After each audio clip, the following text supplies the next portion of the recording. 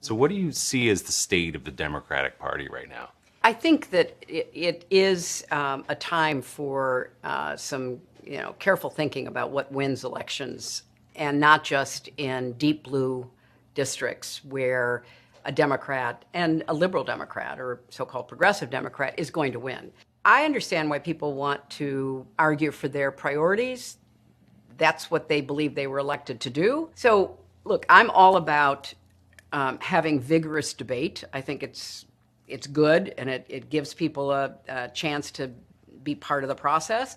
But at the end of the day, it means nothing if we don't have a Congress that will get things done, and we don't have a White House that we can count on to be sane and sober and stable and productive. When the news cycle could use some shaking up, outlets know just who to call to piss people off, both left, right, and center. Hillary Clinton, who lost the presidential election in 2016 to Donald Trump, is using her new year to give Democrats some truly unhelpful motivation, warning that if they go too far left, they will lose in 2024.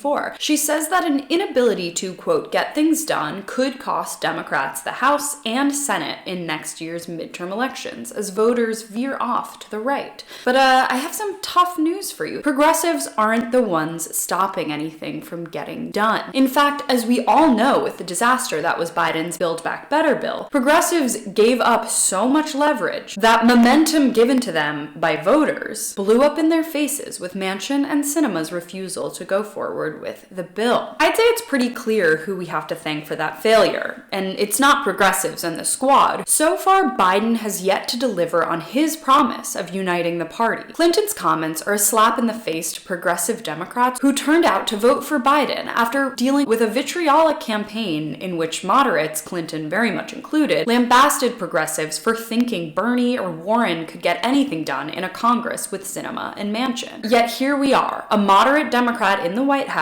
Democratic control of all three branches of government, and nothing to show for it. We already saw what happens when Democrats run centrist candidates who don't stand for anything and keep it close to the center. They lose. Terry McAuliffe ran a milquetoast defensive campaign in Virginia in which he offered nothing material to voters but responses to Republican-fueled culture war attacks. He offered no vision or hope for voters, and those voters, frankly, are tired of being offered platitudes from Democrats that don't result in anything material. The ways Americans have had to step up and fend for ourselves and our communities these past 2 years in the face of the pandemic has been remarkable, and we're tired of waiting for elected officials to put action behind their lip service. The White House's new pandemic response of basically you're on your own looks particularly egregious when you think about the fact that in the end, we'll end up with having gotten more money from Trump, a far-right lunatic, than Joe Biden. While Clinton and other Democrats are already worrying about the midterms, many Americans are just trying to survive a pandemic and put food on the table. Most people don't have time for the games and optics people like Clinton are playing. I think on behalf of all of us, we have to let people like Clinton know that unless you deliver on wildly popular policies, we may just be staying home. Thanks so much for watching. You can follow me on all platforms at Caro Johnson 917.